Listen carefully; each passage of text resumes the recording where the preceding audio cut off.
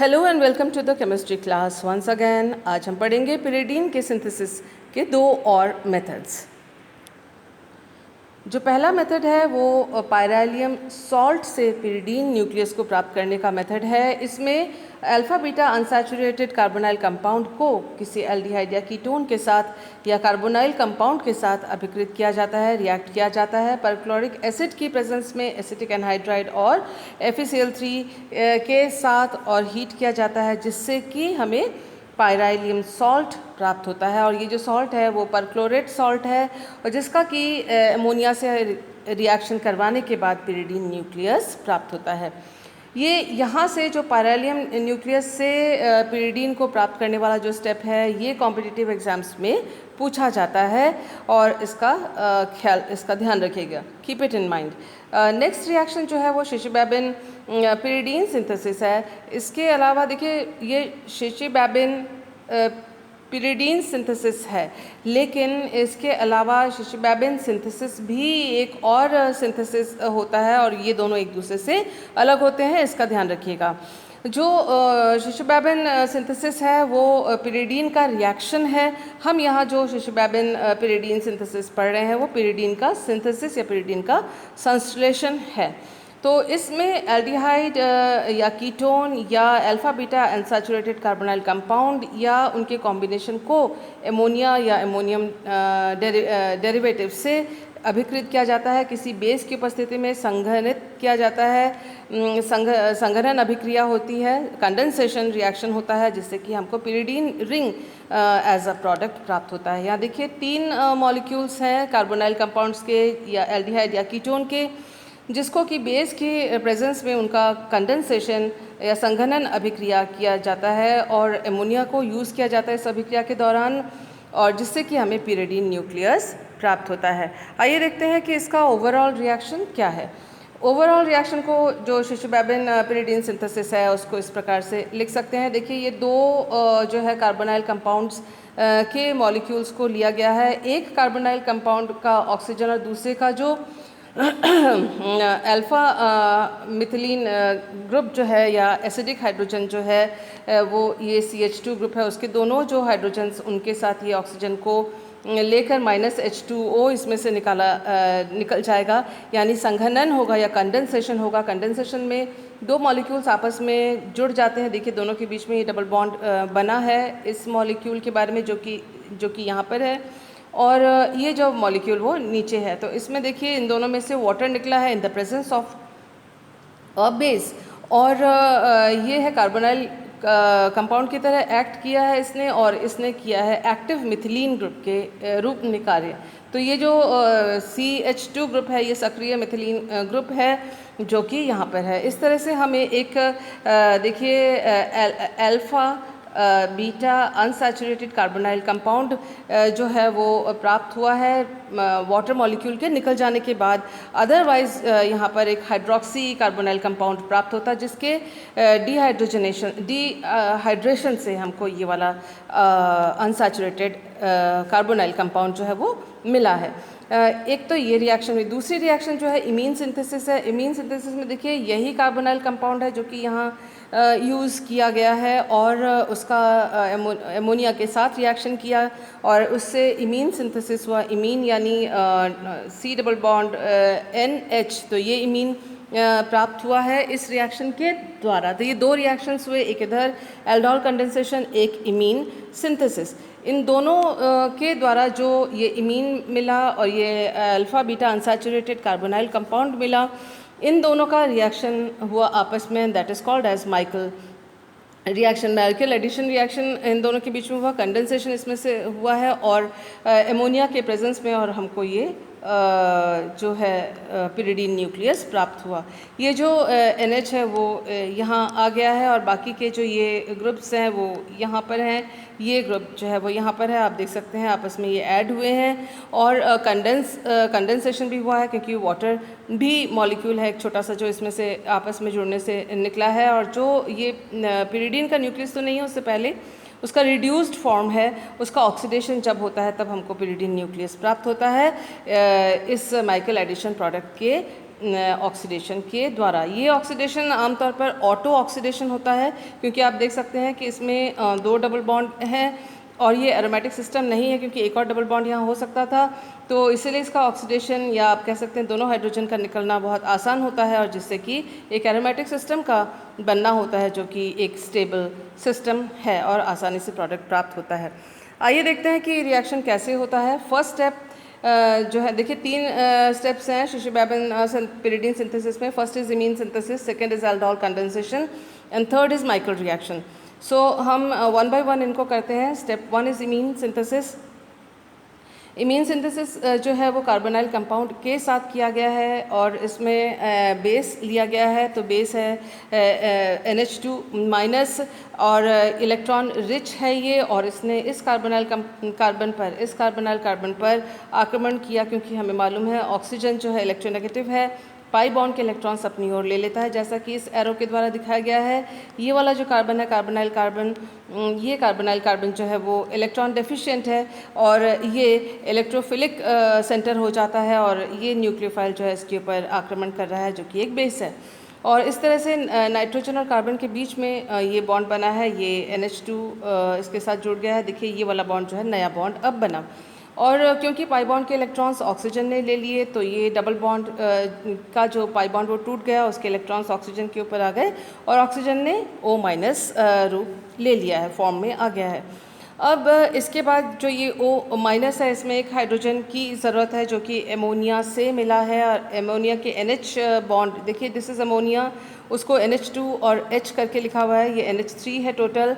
इसमें से जो NH बॉन्ड के इलेक्ट्रॉन्स नाइट्रोजन ने अपनी ओर लिए और यहाँ H प्लस बन के निकल आया, क्योंकि ये जो बॉन्ड है वो टूट गया और H प्लस यहाँ बना, वो H प्लस जो है वो O- के साथ उसने बॉन्ड बनाया, और इस तरह से ये OH ग्रुप जो है वो बना है। इसके बाद देखिए जो इसी के साथ जो है NH2- निकल के यहाँ आ गया है। दिस NH2- जो है उसने फिर इस प्रोटॉन को के साथ बॉन्ड बनाया और NH3 बनाकर यहाँ से ये निकल जाता है अपने इलेक्ट्रॉन्स के द्वारा। NH2- के ऊपर जो इलेक्ट्रॉन पेयर है उसके द्वारा इसने हाइड्रोजन के साथ बॉन्ड बनाया और NH3 बन के यहाँ से निकल आया, यानी H जो है अपने H प्लस के रूप में निकला है यहाँ पर, क्योंकि उसके बॉन्ड के इलेक्ट्रॉन्स, कार्बन हाइड्रोजन बॉन्ड के इलेक्ट्रॉन्स ये इन कार्बन और कार्बन के बीच में शिफ्ट हो गए, जिसकी वजह से ये डबल बॉन्ड बना, नया डबल बॉन्ड। और ये देखिए ये जो OH है उसके कार्बन ऑक्सीजन बॉन्ड के इलेक्ट्रॉन्स ऑक्सीजन लेके निकल जाता है, तो OH- यहाँ से निकल आया। अगर आप यूँ मोटा मोटा देखें तो एक H प्लस निकला है और एक OH- निकला है, लेकिन निकलने का तरीका क्या है वो इस प्रकार से है। तो इस तरह से दोनों आयंस इसमें से निकल गए और एक जो निकटवर्ती कार्बन से निकले हैं अल्फ़ा और बीटा कार्बन से निकले हैं, तो अल्फ़ा बीटा एलिमिनेशन हुआ। यहाँ पर आप अल्फ़ा बीटा एलिमिनेशन या विलोपन भी लिख सकते हैं, यहाँ पर जो रिएक्शन मैकेनिज़्म को बेहतर दिखाने के लिए या ज़्यादा मार्क्स आप हासिल कर सकते हैं, इम्प्रेशन अच्छा बना सकते हैं उसके लिए। तो इस तरह से इनामीन बन जाता है। इनामीन में फर्दर टॉटोमेरिज्म का प्रावधान है, आराम से टॉटोमेरिज्म हो सकता है। इमीन जो है टॉटोमेरिज्म हुआ, इसमें आप देख सकते हैं कि नाइट्रोजन हाइड्रोजन का जो एक ये बॉन्ड है ये टूटा और ये हाइड्रोजन यहाँ जाके जुड़ा और ये पाई इलेक्ट्रॉन्स इन कार्बन और नाइट्रोजन के बीच में शिफ्ट हो गए, तो इस तरह से इमीन प्रोडक्ट मिलता है फर्स्ट स्टेप के आखिर में। तो आइए देखते हैं नेक्स्ट स्टेप क्या है, एल्डोल कंडेंसेशन। एल्डोल कंडेंसेशन आपको मालूम ही है कि इनॉल या enolate reacts with a carbonyl carbon to form beta hydroxy aldehyde और बीटा हाइड्रोक्सी कीटोन। तो ये जो बीटा हाइड्रोक्सी एल्डिहाइड और कीटोन है उसमें से वाटर निकल सकता है और फर्दर जो है वाटर मॉलिक्यूल निकल सकता है, और जिससे कि alpha beta unsaturated carbonyl compound जो कि यहाँ दिख रहा है आपको वो उत्पाद के रूप में प्राप्त हो सकता है। तो इनॉल और इनोलेट जो है वो कहाँ से मिल सकता है, वो कार्बोनाइल कंपाउंड से मिल सकता है। देखिए ये कार्बोनाइल कंपाउंड है और कार्बोनाइल कंपाउंड में जो कार्बोनाइल ग्रुप है वो इलेक्ट्रॉन अट्रैक्टिंग है, तो इलेक्ट्रॉन आकर्षी है। तो जो ऑक्सीजन ने इलेक्ट्रॉन अट्रैक्ट किया अपनी और इस पाई बॉन्ड के इलेक्ट्रॉन्स को, आप देख सकते हैं कि कार्बन जो है उसके बाद इलेक्ट्रॉन डेफिशिएंट हो गया। कौन सा कार्बन? Carbonyl carbon. अब ये कार्बोनाइल कार्बन के में जो इलेक्ट्रॉन की कमी आई उसने ये जो कार्बन हाइड्रोजन बॉन्ड है उसके इलेक्ट्रॉन्स अपनी ओर लेता है, तो इस तरह से डबल बॉन्ड बनता है। इसको आप यूँ भी समझ सकते हैं कि इस कार्बन पे जो इलेक्ट्रॉन की कमी आई है उसको पूरा करने के लिए वो इलेक्ट्रॉन यहाँ से आकर्षित करता है। तो जिस वजह से ये जो कार्बन हाइड्रोजन बंध है, क्योंकि यहाँ पर भी इलेक्ट्रॉन की कमी हो गई, तो ये कार्बन हाइड्रोजन बंध जो है ये वाला और ये वाले दोनों ये कार्बन हाइड्रोजन बॉन्ड्स जो हैं वो वीक हो जाते हैं और किसी भी बेस के द्वारा इन हाइड्रोजन को आसानी से निष्कासित किया जा सकता है। कुल मिला के ये जो दो हाइड्रोजन्स हैं जो अल्फ़ा कार्बन पे हैं, जो कार्बोनाइल कार्बन के अल्फ़ा कार्बन पर ये दोनों हाइड्रोजन्स हैं, ये दोनों हाइड्रोजन्स एसिडिक हैं या फिर आप कह सकते हैं ये एक्टिव हाइड्रोजन्स हैं। तो एक्टिव हाइड्रोजन्स दो हैं और उनको इसीलिए आसानी से बेस के द्वारा निष्कासित किया जा सकता है, निकाला जा सकता है। तो आप देख सकते हैं कि NH2- ने अपने इलेक्ट्रॉन्स के द्वारा NH हाइड्रोजन के साथ बॉन्ड बनाया, कार्बन हाइड्रोजन बॉन्ड के इलेक्ट्रॉन यहाँ शिफ्ट हुए तो ये डबल बॉन्ड बना और ये जो हाइड्रोजन है वो H+ के रूप में यहाँ से निकल गया और NH2- के साथ NH3 बनकर ये निकल आता है।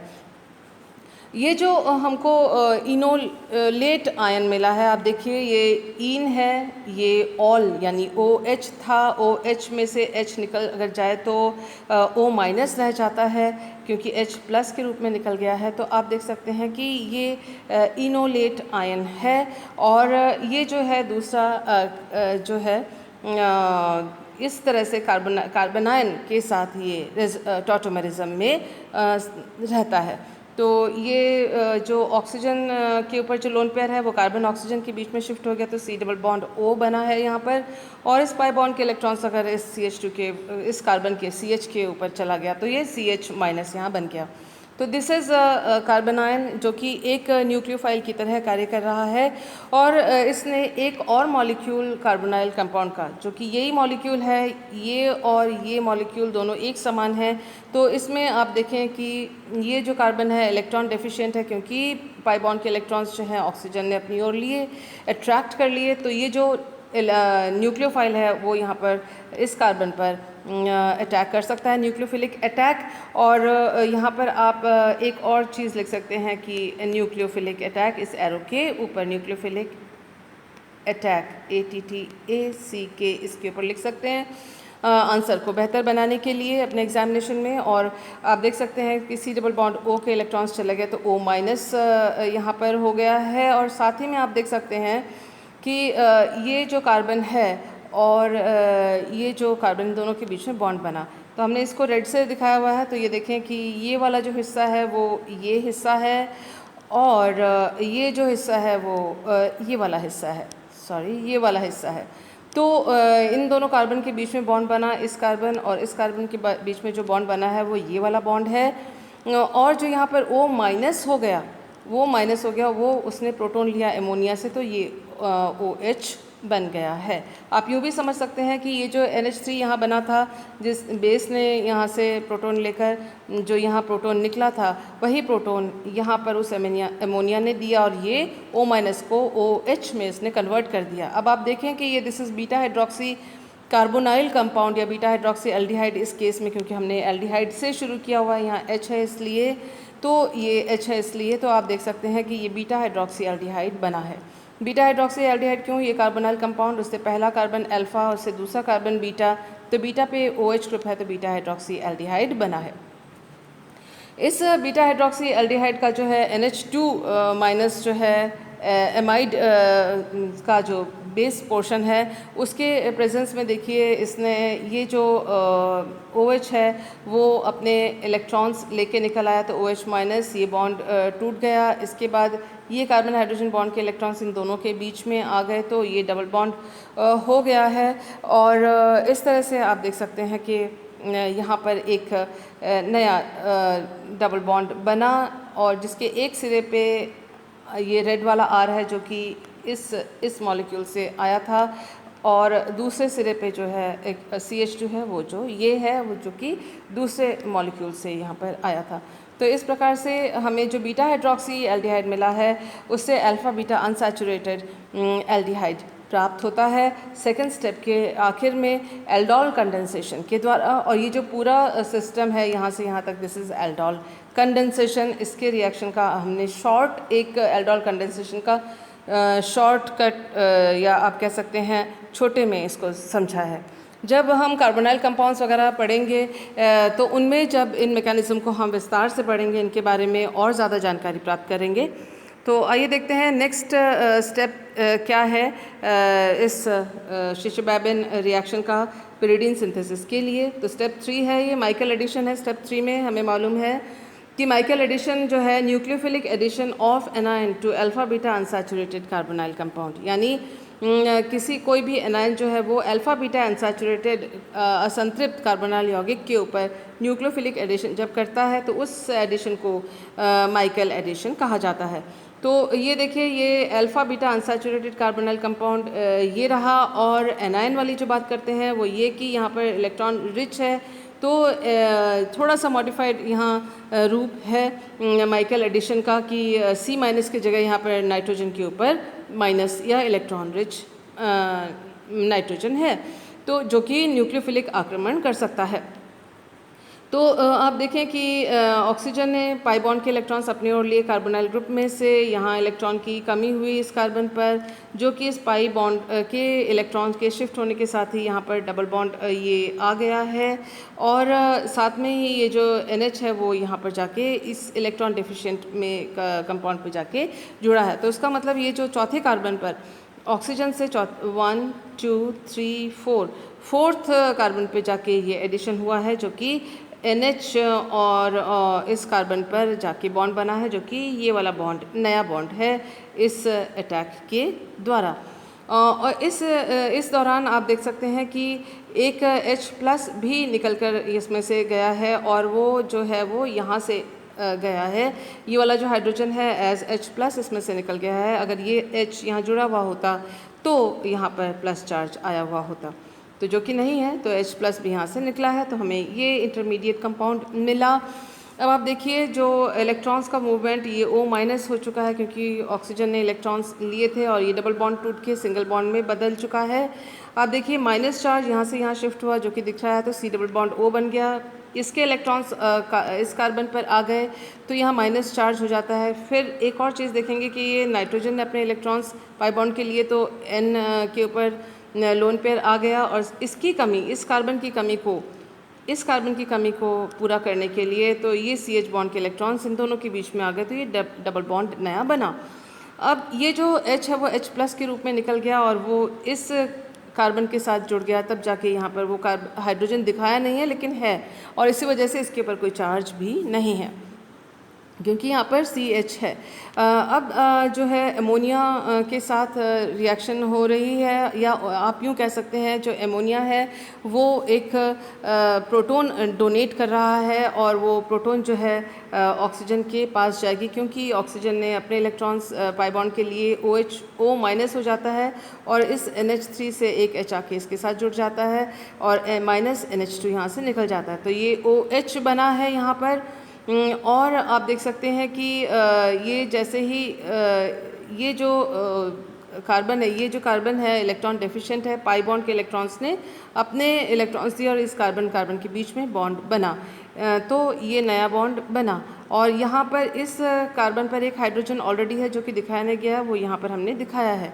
इसके अलावा नाइट्रोजन अपने लोन पेयर इन दोनों के बीच में देता है, क्योंकि इस कार्बन पर इलेक्ट्रॉन की कमी आ जाएगी अगर इसने यहाँ पर बॉन्ड बनाने की कोशिश की, तो फिर ये एक डबल बॉन्ड यहाँ पर बना। तो यानी इस अभिक्रिया में यहाँ से यहाँ तक आने में एक तो हाइड्रोजन जुड़ा है जो कि अमोनिया से निकल के जुड़ा है। आप ये कह सकते हैं कि जो यहाँ H- निकला था वही H यहाँ पर आके ऐड हुआ है। दूसरी बात ये है कि ये कार्बन कार्बन बॉन्ड बना है नया, और यहाँ पर एक नाइट्रोजन और कार्बन के बीच में डबल बॉन्ड बना है। तो इस स्टेप के आखिर में इन इलेक्ट्रॉन्स के डिस्प्लेसमेंट से ये स्थिति आती है।